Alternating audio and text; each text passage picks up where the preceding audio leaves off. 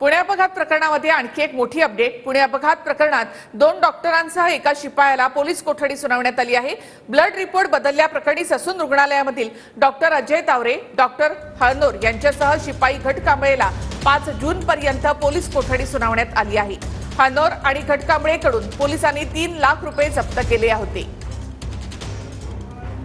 प्रामुख्याने WhatsApp chats, CCTV cameras, registers, हस्ताक्षर हे त्यांना घ्यायचे आहे असे त्यांनी सांगितले।